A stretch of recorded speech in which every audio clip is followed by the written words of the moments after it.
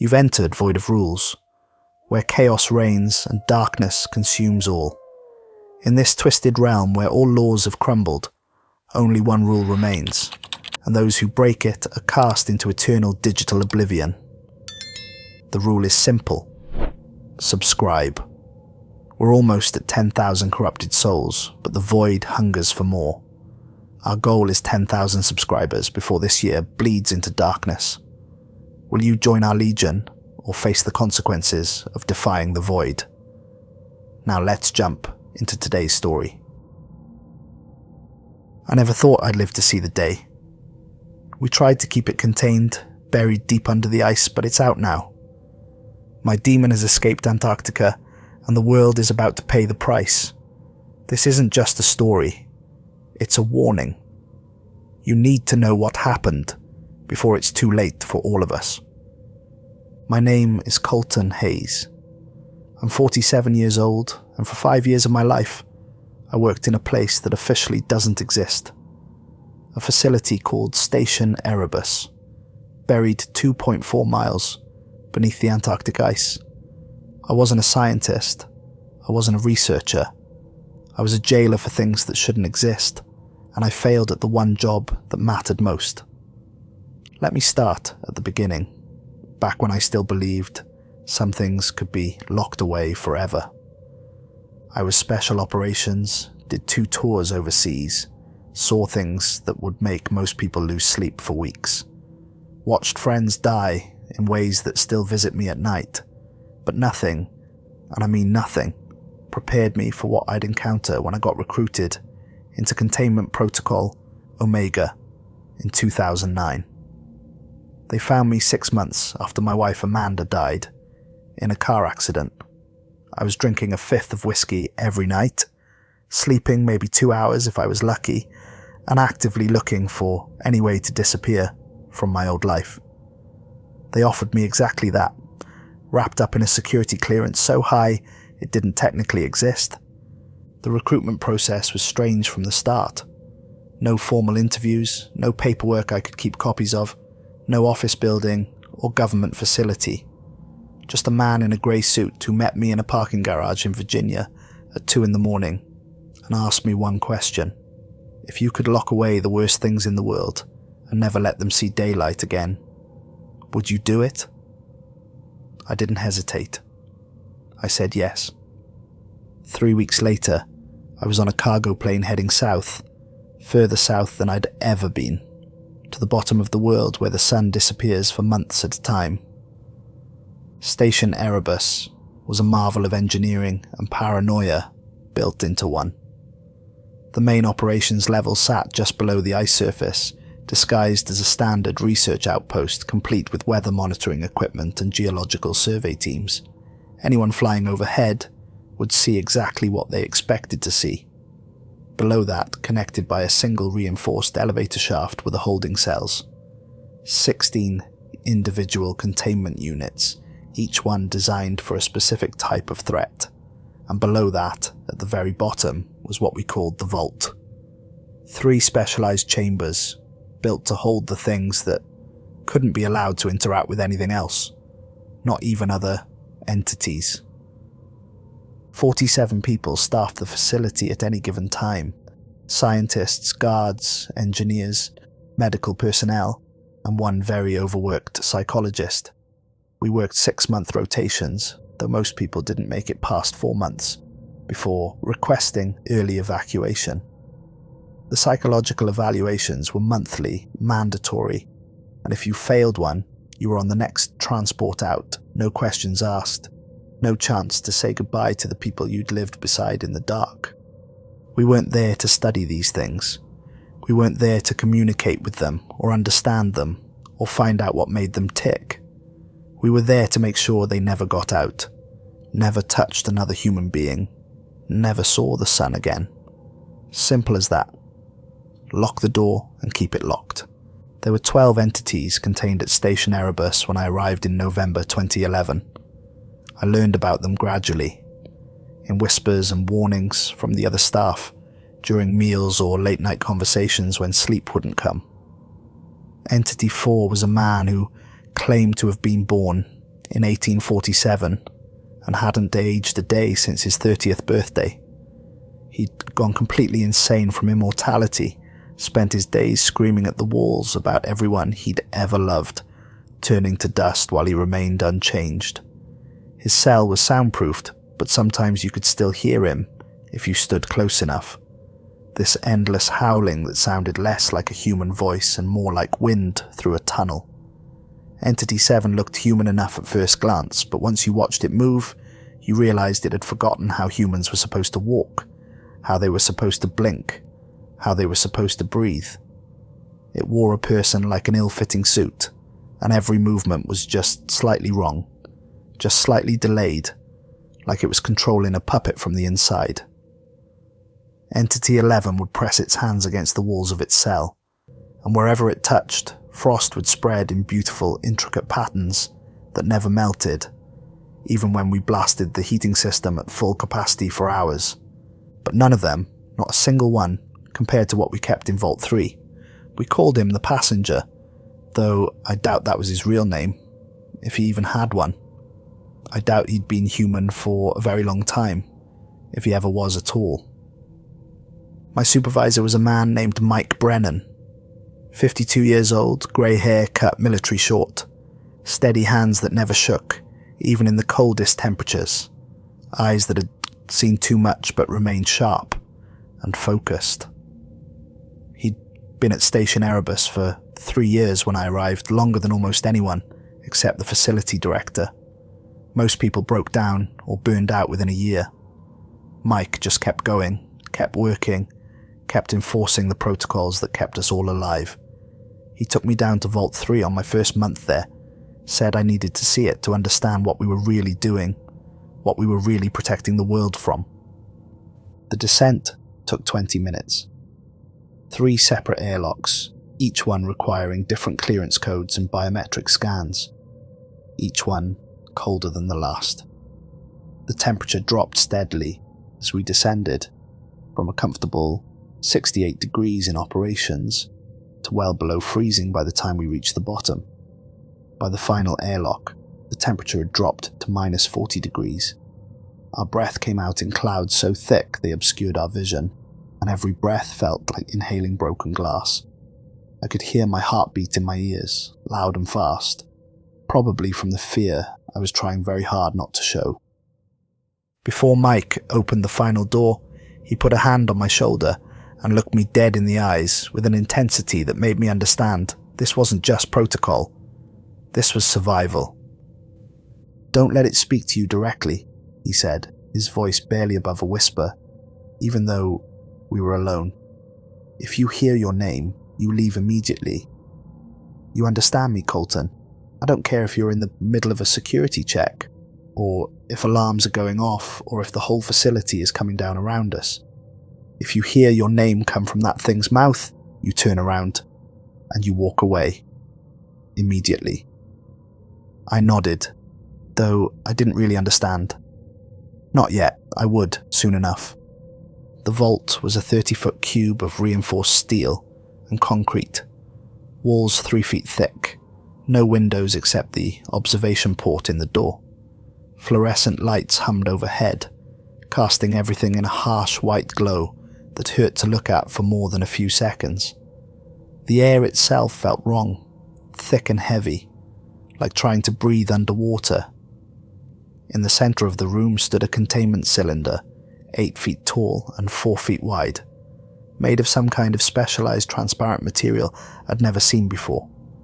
It was filled with a gel that looked almost like amber, golden and viscous and perfectly clear. And suspended in that gel, perfectly preserved, perfectly still, was a man. He appeared to be in his 30s, pale skin that had never seen sunlight, lean build, completely naked. His hair was dark and hung past his shoulders, floating slightly in the gel. But it was his eyes that struck me first. His eyes were open, wide open, and they were tracking us, following our movement as we circled the cylinder, watching with an intensity that felt physical, like fingers pressing against your skull. "Meet the passenger," Mike said quietly, keeping his distance from the viewing window. He's been here since 1962, captured in Tunisia after a 3-week manhunt that left 13 people dead.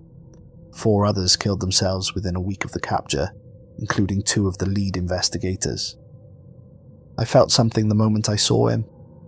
A crawling sensation across my skin, like insects beneath the surface, burrowing deeper. My hands started to shake, and I shoved them in my pockets so Mike wouldn't see. There was something fundamentally wrong about looking at this thing. Not painful exactly, not frightening in the traditional sense, but wrong on a level that bypassed rational thought and went straight into some primitive part of my brain that still remembered when humans were prey. Like your body knew it was seeing something it wasn't supposed to see, something that violated the basic rules of reality, something that should not exist, but did anyway. "What is he?" I asked, my voice coming out rougher than I intended. "We don't know. We don't want to know. He's been studied enough, back before they realized that studying him was how he spread." Mike walked closer to the cylinder, though he kept at least 6 feet between himself and the glass. "What we do know is how he works. He doesn't possess people in the traditional sense. He doesn't take over your body or control your actions. He gets inside your wanting. He finds what you desire most in this world, the one thing you'd give anything to have, and he convinces you that he's the only way you can have it. People who've been exposed to him, even briefly, they start seeing things, hearing things, dead loved ones calling their names, lost opportunities presenting themselves again, second chances that shouldn't exist. And all they have to do to make it real is help him get free." I looked back at the passenger. He was still watching us, his head slowly turning to keep us in sight, even though his body remained perfectly motionless in the gel. The substance around him was perfectly clear, perfectly still, but I could swear I saw something moving just beyond the edges of my vision. Shadows in the gel that weren't quite shadows, shapes that didn't hold their form when I tried to focus on them, like something was swimming just beneath the surface. "The walls," I said suddenly, pointing. The concrete walls of the vault were covered in scratch marks, deep gouges that looked like they'd been made by human fingernails. Some of them went down a 1/4 inch into solid concrete. Did he do that? No, he's never moved from that cylinder, not once in 52 years. Those were from the people he infected. 3 different containment specialists over the years, spread across 2 decades.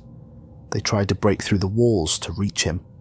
We found each of them with their fingernails torn completely off, finger bones exposed, blood everywhere, still clawing at the concrete, still trying to reach him even after their hands were destroyed. Mike's voice was steady, clinical, but I could hear the edge underneath, the barely controlled fear that came from knowing something too well. "This is why we have protocols, Colton. This is why we never, ever break the rules. Not for anything, not for anyone." He told me the protocols for Vault 3 on the way back up, his voice echoing in the narrow elevator shaft. Never be alone with the viewing window. Never. If you needed to check on the containment, you brought a partner, and that partner's job was to watch you, not the entity. Shifts watching the vault were limited to 4 hours maximum, and most people couldn't handle more than 2. If you dreamed about him, you reported it immediately to psychological services, even if the dream seemed meaningless or silly. If you felt any compulsion to open the cylinder, any urge at all, even just a fleeting thought, you were removed from the station permanently. No exceptions, no second chances, no appeals. "What happens if someone does open it?" I asked as we reached the operations level, and the warmth started to seep back into my bones. Mike didn't answer for a long time. We walked through 3 corridors, past other staff going about their duties, through 2 security checkpoints, before he finally stopped and turned to face me. When he spoke, his voice was barely a whisper, and his eyes were haunted. "Then we're all dead. And probably everyone within 1,000 miles of this place. maybe more. We don't really know what his range is once he's free. We just know that every time he's gotten loose in the past, before we learned how to contain him properly, people died. Lots of people. And the ones who didn't die wished they had. Life at Station Erebus was exactly as miserable as you'd imagine. Maybe worse. We lived in small quarters barely larger than prison cells. Ate recycled food that all tasted vaguely the same, regardless of what it was supposed to be. Breathed recycled air that always smelled faintly metallic. The sun didn't rise or set, not down where we were. Time became meaningless after the first few weeks. You'd wake up, check your watch to see if it was officially morning, go to your shift, come back 8 or 10 or 12 hours later, eat something, sleep, repeat. The isolation ate at people faster than anything else. I watched grown men and women, people with years of military training or advanced degrees, crack under the pressure of just being there, being alone with their thoughts and whatever nightmares the entities inspired when they reached out through the walls. Dr. Kurt Phillips was the station psychologist, brought in a year before I arrived. He was a thin man in his mid-40s with round glasses and a nervous habit of clicking his pen 3 times whenever he was thinking. I had my first session with him 2 weeks into my rotation, standard protocol for all new arrivals. "How are you sleeping, Colton?" he asked, clicking his pen once, twice, 3 times. "Fine," I lied, because admitting that I barely slept at all felt like weakness. "No dreams? Nothing unusual?" I hesitated. I'd been having dreams, strange ones, but nothing I could quite remember when I woke up. Just impressions. A sense of being watched by something patient and ancient. Whispers in languages I didn't understand, but that made my bones ache when I heard them. A feeling of falling that jerked me awake, gasping. "Nothing unusual," I said, meeting his eyes. Kurt clicked his pen 3 times. "If that changes, you tell me immediately. We've had 3 suicide attempts in the past 2 years. 2 of them were people who didn't report their dreams when they should have. They thought they could handle it on their own, thought it wasn't serious enough to mention. By the time they realized how deep they were, it was too late. One of them tried to hang himself in his quarters. The other walked outside in the middle of a blizzard, wearing nothing but his underwear. We found him 3 miles from the facility, frozen solid, with this expression on his face like he was walking towards something beautiful. By month 3, everyone was having nightmares. We didn't talk about it openly, but you could see it in the bloodshot eyes at breakfast, the trembling hands holding coffee cups, the way people startled at shadows or sudden noises. The entities were reaching out even from their cells, testing the boundaries of their containment, looking for weaknesses. And the passenger was the worst of them. I'd hear whispers in the ventilation system late at night, too faint to make out words, but just loud enough to know they were there. I'd see movement in my peripheral vision that vanished when I turned to look directly at it. I'd feel the sensation of being watched even when I was completely alone, in my quarters with the door locked and the lights on. By month 6, we all knew it was him, reaching through the walls and the distance, and the gel that was supposed to keep him contained. We all knew, but we didn't talk about it, because talking about it made it real in a way that was harder to ignore. The first real warning came in April 2012. A technician named Jaden Holloway started acting strange. Jaden was a good guy, early 30s, competent at his job, kept to himself mostly, but was friendly enough when you ran into him in the mess hall. But over the course of 2 weeks, he deteriorated rapidly in ways that were impossible to miss. He stopped sleeping entirely, stayed awake through his off shifts, sitting in the common areas staring at nothing. He lost 30 pounds, his face becoming gaunt and hollow, his hands shaking constantly, and he started drawing symbols on the walls of his quarters with a permanent marker, covering every available surface with intricate designs that hurt to look at for too long. I found him one night at 3 in the morning, when I was doing a routine patrol of the corridors. He was standing outside Vault 3, as close as he could get without proper clearance, his hands pressed against the wall, whispering to the concrete. "Jaden." I approached him slowly, hand on my sidearm, more from instinct than any real belief I'd need it. "What are you doing down here? You're not cleared for this level." He didn't turn around, just kept whispering, his voice hoarse and desperate, words tumbling over each other so fast I could barely understand them. He promised me I could see her again, my daughter, Emma. She's dead, but he can bring her back. He showed me how. I just have to open the door, just have to let him out, and she'll be there waiting. She'll be 5 years old again before the cancer, before the treatments that didn't work, before I had to watch her die in that hospital bed. He showed me, Colton. He showed me exactly how to bring her back. All I have to do is help him, and he'll help me.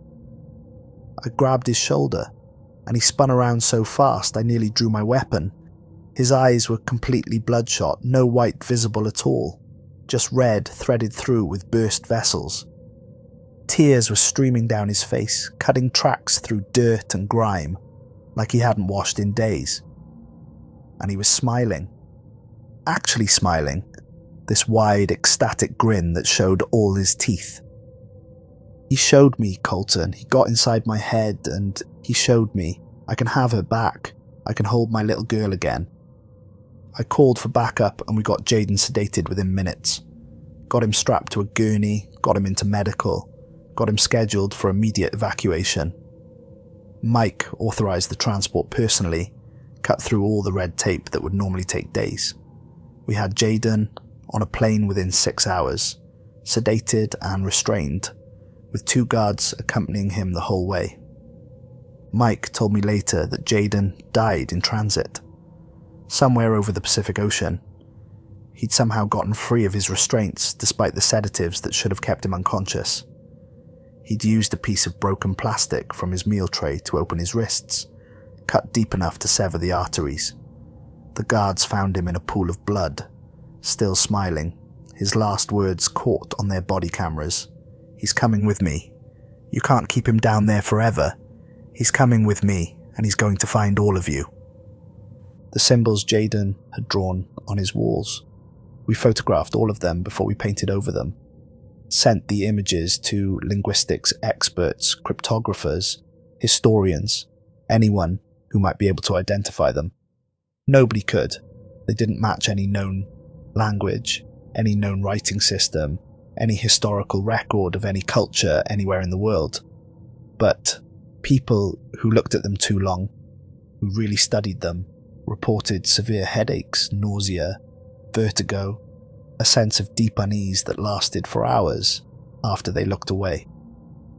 One cryptographer in Maryland had a complete mental breakdown after analysing the symbols for 3 days straight. Last I heard, she was still in a psychiatric facility, drawing the same symbols over and over on any surface she could reach. We painted over Jaden's walls with 3 coats of industrial white paint, the kind that's supposed to cover anything. But I swear sometimes I could still see them through the layers, faint shadows in the shape of those impossible designs, like they burned themselves into the wall beneath the paint. I made my mistake in June 2013, and I've replayed it in my mind 1,000 times since, wondering if I could have done anything differently, if I could have been stronger. One of the other guards, a guy named Stevens, called in sick for his shift watching Vault 3, some kind of stomach bug that had half the facility running to the bathrooms every few hours. Mike was already pulling a double shift covering for someone else, and we were chronically short-staffed, even on good days. I volunteered to cover Stephen's shift. It was just 4 hours, just sitting in the observation room, watching the monitors, making sure the readings stayed consistent, making sure nothing changed with the containment. Simple. Routine. I'd done it a dozen times before without incident. I should have known better. I should have remembered that the passenger was patient, that he'd wait months or years for exactly the right moment to strike. The first 5 hours were fine. I sat in the observation room, drank bad coffee from a thermos, watched the static image of the passenger suspended in his gel on 3 different monitor angles. He never moved, never blinked, just stared forward with those empty eyes, watching something I couldn't see. The equipment readings were all normal. Temperature steady at -20 Celsius. Gel viscosity unchanged.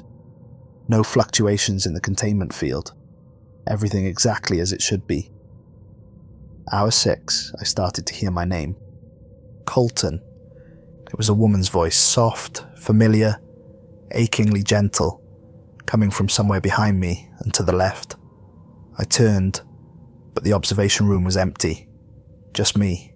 The monitors displaying their unchanging images, the hum of the ventilation system, and the ever-present cold that never really went away no matter how long you stayed in the facility.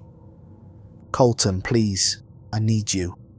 My heart started to pound.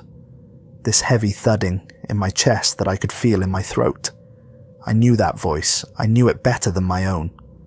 Knew it from 5 years of marriage, 5 years of waking up beside her, 5 years of conversations and arguments and quiet moments. I knew every inflection, every pause, every breath. Amanda, my wife, dead 5 years. Dead because I'd been working late and she'd had to drive home alone in the rain, and a drunk driver ran a red light going 60 miles an hour, and she died instantly, they told me. Didn't suffer, her neck broken on impact, but I'd never forgiven myself for not being there, for not driving her home, for choosing work over the woman I loved. Colton, I'm here. I've been waiting for you. I've been waiting so long. I stood up without meaning to, without deciding to, my legs moving on their own, carrying me towards the viewing window.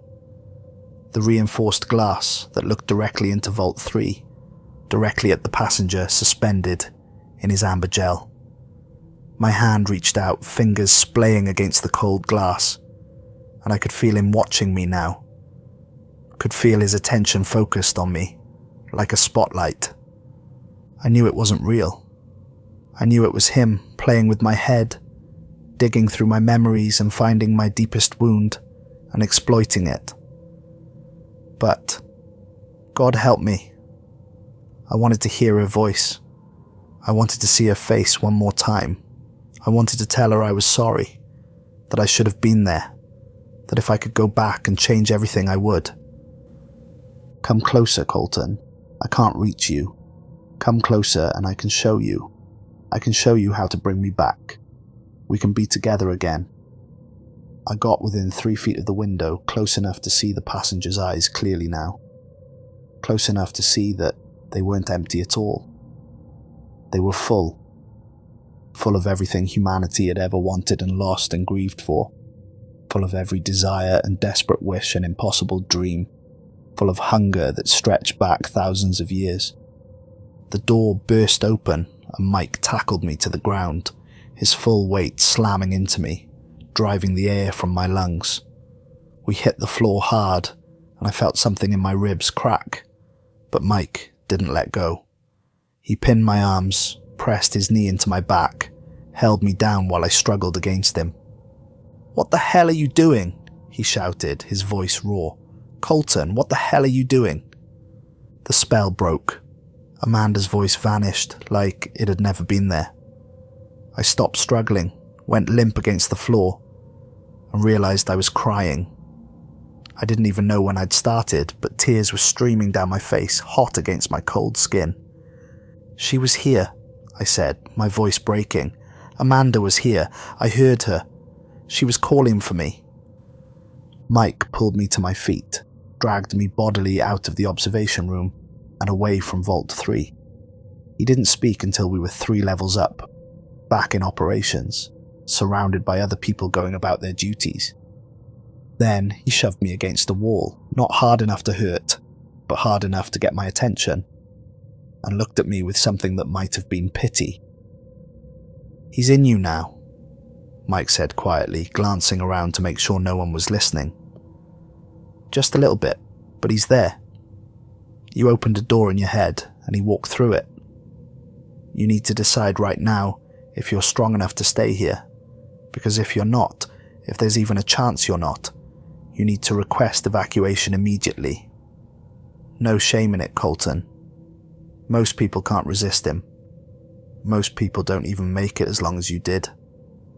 I requested an emergency session with Kurt Phillips that same day. Told him everything, holding nothing back. The voice, the compulsion to approach the window, the feeling that if I'd just gotten a little closer, I could have seen her, could have touched her, could have had her back. Kurt listened without interrupting, clicking his pen methodically, his expression carefully neutral behind his round glasses.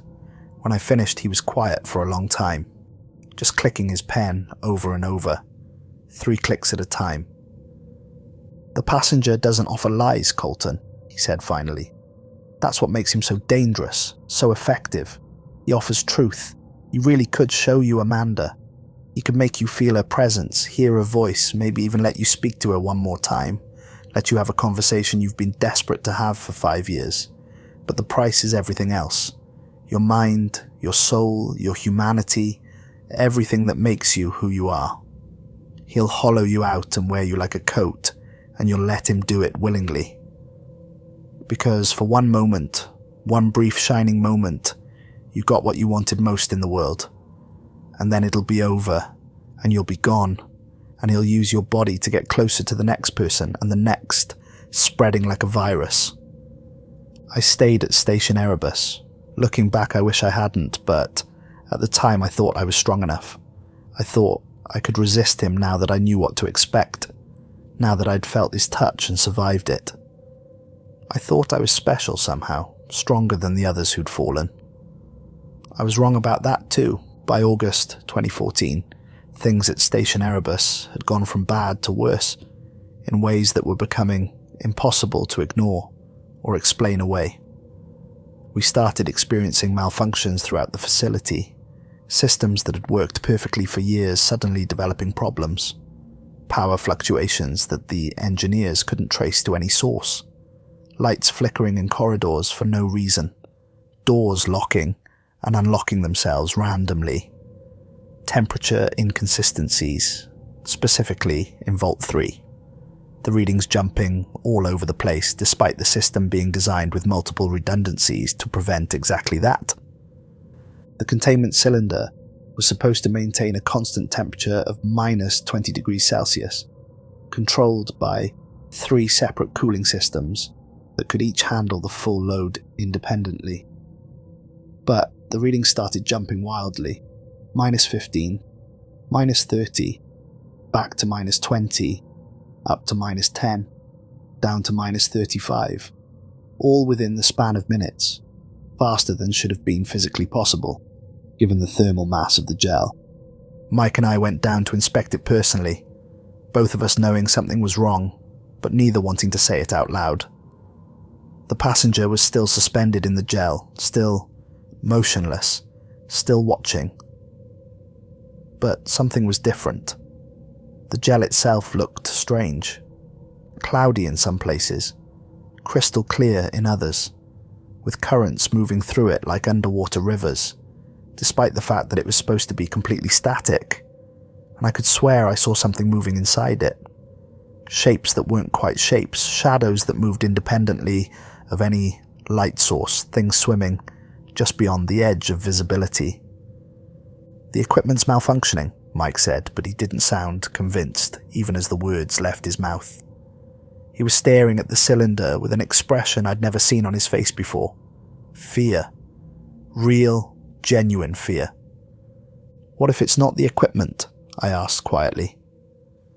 Mike looked at me, and in that moment I saw that he'd been thinking the same thing, had probably been thinking it for weeks but didn't want to admit it. "Then we're in trouble. Real trouble. The kind we might not be able to contain." 3 more staff members requested immediate evacuation over the next 2 weeks. All of them reported the same thing. He was calling to them. They could hear him in their dreams, feel him in their waking hours, a constant presence pressing against their minds like fingers pushing on a door that was slowly giving way. They couldn't sleep, couldn't eat, Couldn't focus on anything except the overwhelming need to go down to Vault 3 and open the cylinder.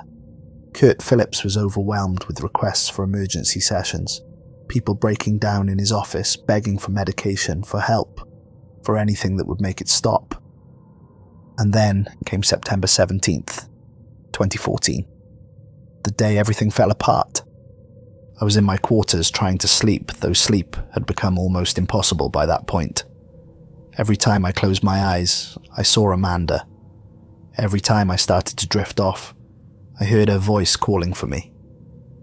It was 11:47 in the evening when the alarms started, and they weren't the standard emergency alarms we'd heard during drills.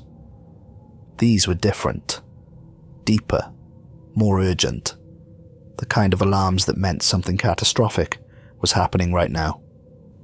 The lights went out completely, and for 3 seconds we were in absolute darkness. Then the emergency backups kicked in, bathing everything in red light that made the corridors look like something from a nightmare. I grabbed my sidearm from the lockbox beside my bed, threw on my jacket, and ran for operations. The corridors were chaos.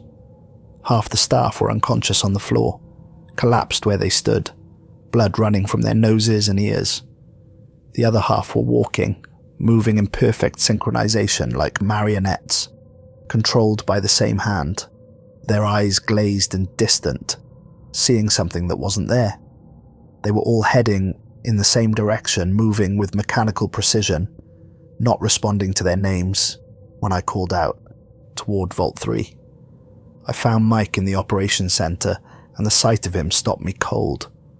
He was gripping the edge of a console so hard, his hands had gone white, every muscle in his body straining, trembling with effort. Blood was streaming from his nose, running down his chin, dripping onto his shirt. He was fighting against his own body, using every ounce of willpower to stay still, while something else, something powerful and ancient, tried to make him move. "He's doing it," Mike gasped, his voice barely recognizable. "He's making us open it. All of us at once. I can feel him in my head, Colton. He's so hungry. God, he's so hungry. And we've kept him starving for so long." I grabbed 2 other guards who seemed to still have control of themselves, and we started physically restraining the entranced staff. We used zip ties, handcuffs, anything we could find. We locked people in offices, barricaded doors, anything to keep them from reaching the vault. But even as we worked, more people collapsed or fell into the trance. It was spreading, rippling through the facility like a wave. And we were too late. Someone had already activated the vault release protocol. Mike found the logs later, discovered that 3 separate people had entered their authorization codes in sequence, their minds overridden, their bodies puppeteered by the passenger's will. The security monitors in operations showed everything in perfect, horrible detail. The containment cylinder began to drain, the gel flowing out through vents in the floor that were only supposed to activate in case of complete system failure.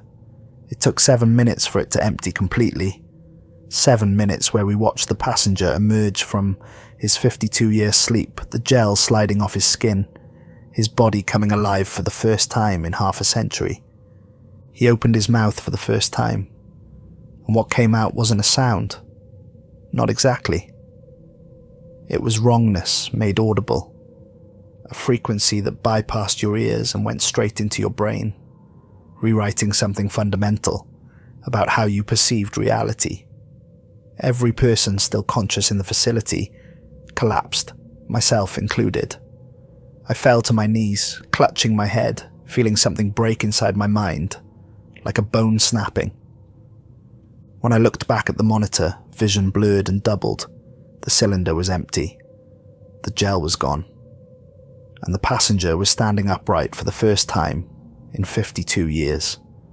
Naked and pale and perfect, his eyes open and aware, and absolutely filled with hunger. Then he was gone. Just gone. One frame he was there.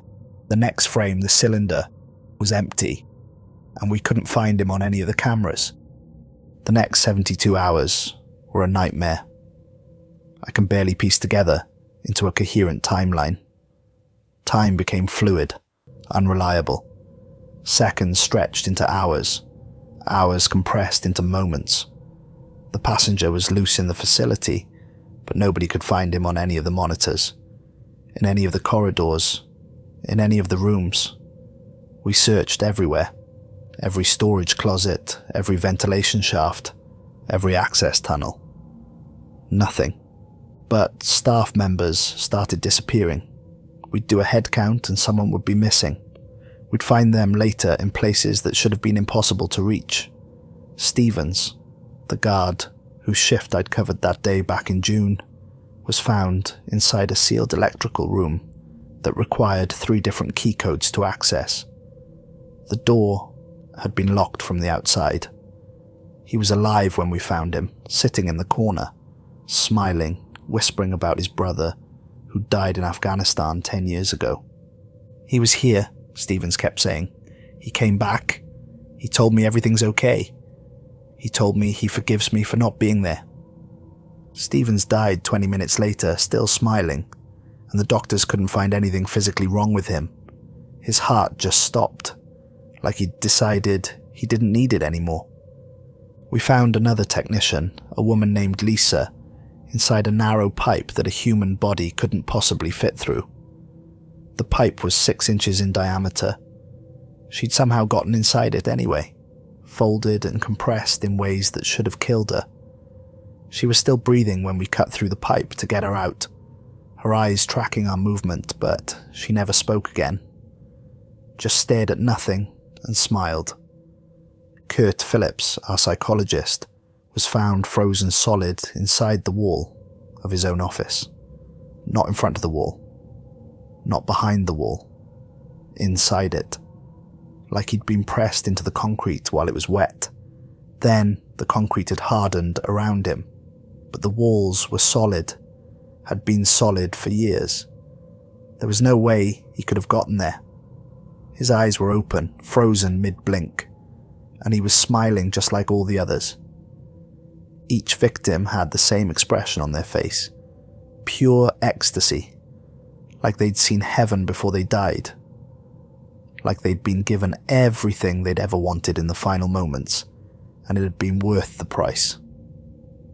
"He's given them what they wanted most," Mike said. We'd barricaded ourselves in operations with the few staff members who remained.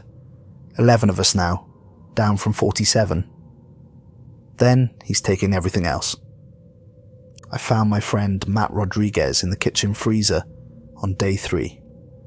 The door was closed, sealed, the temperature inside well below 0. He'd been there for hours, frozen solid, his skin blue-white with ice crystals, his breath barely visible. But somehow, impossibly, he was still technically alive. His heart was still beating, once every 30 seconds. His eyes were open, tracking my movement as I knelt beside him and called for medical. "She was there," Matt whispered, his voice crackling with ice, each word taking enormous effort. "My mother. I got to say goodbye. She died when I was 8, and I never got to tell her I loved her. But he showed me. He let me see her. She was young again, healthy again. She told me she was proud of me. It was worth it, Colton. It was worth everything." He died 30 seconds later, still smiling, his eyes still open and aware until the very last moment. By September 23rd, only 12 of us remained alive out of the original 47. The facility was a tomb filled with bodies and the echo of screaming and the ever-present cold that seemed to have gotten worse, like the passenger's presence was leaching the heat from the very walls. Mike made the decision to destroy the facility. Station Erebus had a self-destruct protocol built into its foundation, designed for exactly this kind of worst-case scenario. Explosives placed strategically throughout the support structure, powerful enough to collapse the entire facility into the ice, sealing everything below forever under millions of tons of rock and frozen water. If we couldn't contain the passenger, we could at least bury him, trap him under so much ice that it would take him centuries to dig his way out. We headed for the control room to initiate the sequence, moving in a tight group, weapons drawn, expecting an attack at any moment. The corridors were dark now, most of the emergency lights having failed. Our flashlights cut through the darkness, throwing long shadows that seemed to move on their own. We moved in silence, our breath visible in the frigid air, each of us lost in our own thoughts about what came next. When we reached the control room, the passenger was waiting. He was wearing Mike's face, Mike's body, Mike's uniform, right down to the name, SEM tag, and the insignia on his collar. He was standing at the control console with his hands clasped behind his back, perfectly still, perfectly calm, looking exactly like Mike had looked thousands of times before. Except his eyes. Those were still his own, empty and ancient and filled with an intelligence that was utterly inhuman, that had never been human, that had been old when humanity was young. I looked to my left. The real Mike was standing beside me, staring at his own doppelganger with an expression of absolute horror, his face gone pale, his hands shaking. The passenger smiled with Mike's face, and the expression was wrong in subtle ways.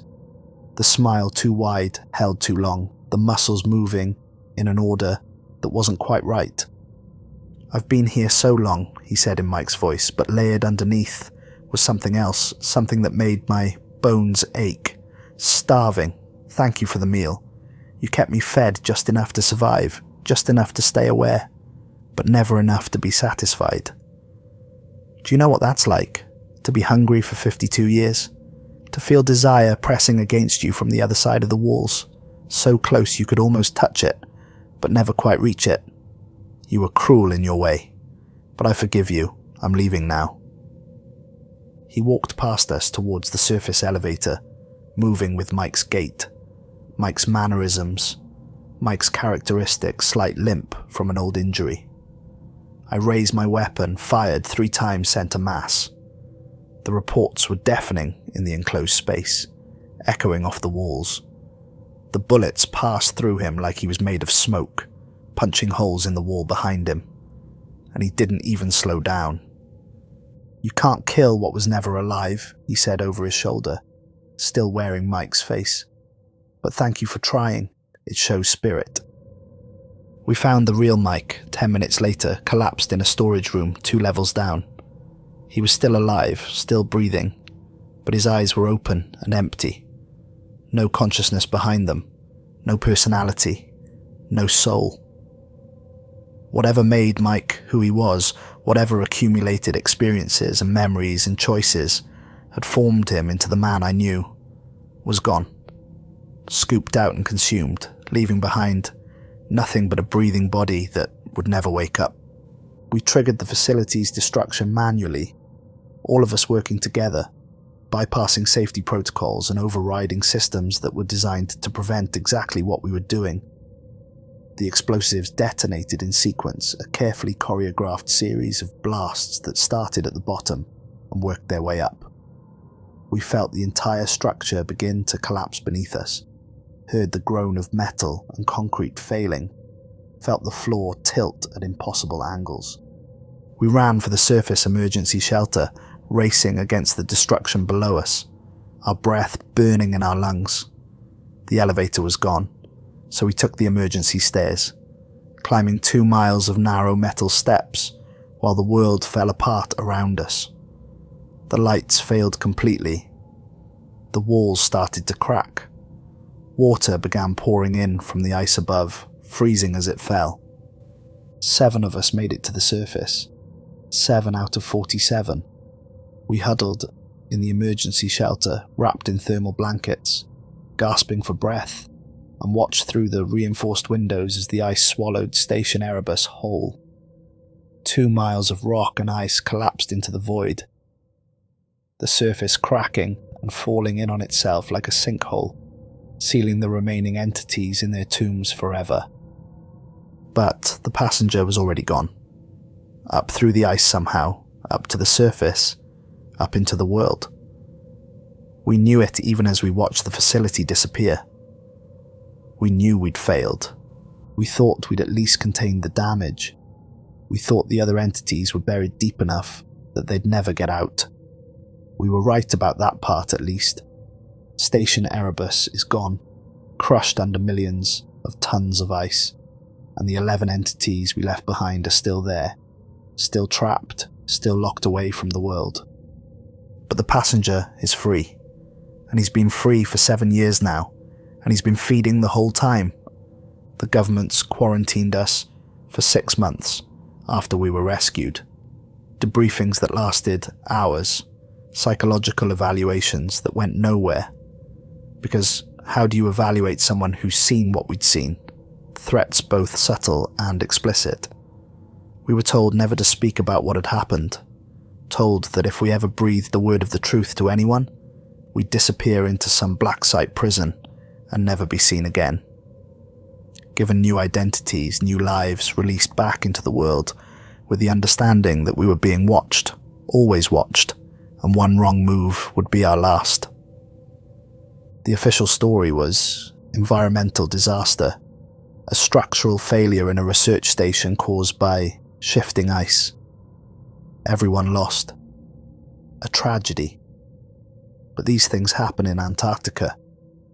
The families of the dead were given closed caskets and folded flags and condolences from officials who knew exactly what had really happened. But I knew the truth, and I started tracking the news, following reports from South America, looking for the pattern I knew would be there. Chile. A small village in the mountains, population 300, where everyone vanished overnight in late October 2014. Authorities found them 3 days later, wandering in the snow miles from their homes with no memory of where they'd been or what they'd done. All of them reported seeing deceased family members during their missing time. Parents, children, siblings, all of them promising reunion, promising peace, promising an end to grief if they would just do one small thing first. Argentina, January 2015. A priest in Buenos Aires murdered his entire congregation during Sunday Mass, stabbed 43 people with a knife he'd hidden in the pulpit, told police afterwards that an angel had instructed him to do it, that they needed to die so they could be reborn as something better, something pure, said the angel had promised him he could see his stillborn daughter again if he obeyed. When they searched his home, they found the walls covered in the same symbols Jaden had drawn back in April 2012. Brazil, March 2015. 12 people found dead in a locked apartment in Sao Paulo, died of dehydration over the course of 6 days, despite the apartment being fully stocked with food and water. They'd simply stopped eating and drinking, sat in a circle holding hands, and waited to die. All of them were found with the same expression on their faces. Pure ecstasy. Pure joy. Like they'd achieved something beautiful. The pattern was clear if you knew what to look for. The passenger was moving north, slowly, methodically, feeding as he went. Each incident left behind survivors. They weren't really alive anymore. They were hollow, empty, infected with his hunger, spreading it to others like a virus. I've spent 7 years tracking him, 7 years watching the trail of destruction spread across South America like a slow-motion plague. Each incident leaves behind people who are fundamentally changed, people who become carriers themselves. They start seeing their lost loved ones. They start making bargains they don't remember. They start spreading his influence to others, teaching them how to want, how to desire, how to need, with the kind of desperation that opens doors in the mind. I've interviewed some of them, always carefully, always hidden, using false names and burner phones. A woman in Peru told me her son died 5 years ago in a car accident, hit by a drunk driver, killed instantly, 8 years old. But he came to her last month, appeared in her kitchen at 3 a.m, looking exactly as he had the day he died, wearing the same clothes, speaking with the same voice. He told me how to bring him back permanently, she said, her eyes distant and glassy, focused on something I couldn't see. I just need to help him first, Just need to find 12 people who want what I want. 12 people who've lost children. And then we can all bring them back together. We can all be whole again." "Did you find the 12 people?" I asked, already knowing the answer. She smiled, and in that smile, I saw the passenger looking back at me. "Almost, just need 2 more. Would you like to join us? Have you lost someone? Everyone's lost someone." I left immediately, destroyed the phone, moved to a new city. But I know she found her 12 people. I know because 3 weeks later there was a news report about a mass casualty event in her town. 13 people dead in what police called a murder-suicide pact. But I knew what had really happened. The passenger had fed, and 13 more people were gone, and somewhere he was growing stronger. 3 months ago, the passenger crossed into North America. I know because the incidents started appearing in Mexico, following the same pattern I'd been tracking for years. Mass hysteria, events where entire towns experienced the same hallucinations simultaneously, inexplicable violence where ordinary people suddenly turned on each other for no apparent reason, people vanishing from locked rooms, found later miles away with no memory of how they got there. He's stronger now. He's had years to feed, years to grow, years to learn new tricks. He's not just influencing individuals anymore. He's influencing crowds, groups, maybe entire communities. His range is expanding, his power growing, with every person he touches, every desire he fulfills, and soul he consumes. The governments know. I've seen the signs, increased military presence along the southern border, but not the kind of presence you'd expect for immigration concerns. Specialized units, containment teams, people who know what they're looking for. They're trying to set up new containment protocols, trying to trap him again before he gets too far north. But you can't trap him again. Not after he's had a taste of freedom. Not after he knows how much hunger exists in the world. How many people are desperate enough to make a deal. How easy it is to spread from person to person like a disease. So, I'm recording this. I'm telling you everything, because you need to know the signs. You need to recognize if the passenger has touched your life, if he's reached out to you in the night, if he's shown you things you thought you'd never see again. If you see someone you've lost, someone who died, appearing in your dreams or in quiet moments when you're alone, don't engage. Don't speak to them. Don't ask them questions. Just turn away and leave immediately. It's not them. It's him wearing their face, using their voice, exploiting your grief. If you hear promises of impossible things, of second chances that don't exist, of getting back what was taken from you, refuse. No matter how much you want it.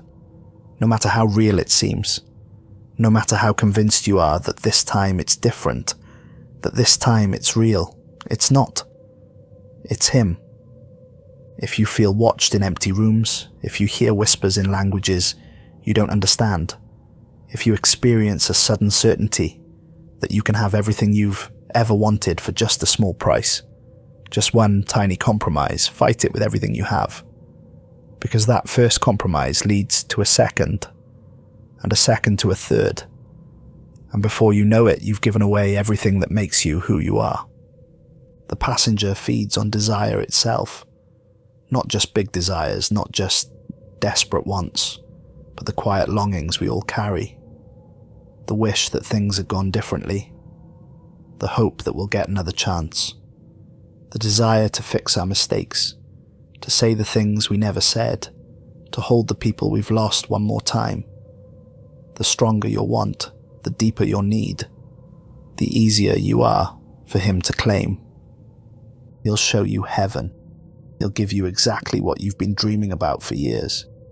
And while you're lost in the vision, while you're experiencing the impossible, made real, he'll devour everything that makes you human.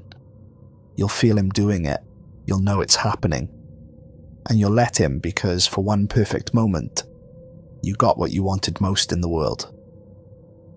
He's coming north, maybe not to your town today, maybe not to your city tomorrow, but he's heading north and he's hungry, and there are 300 million people in this country. 300 million people wanting things they can't have. 300 million people desperate for something just out of reach.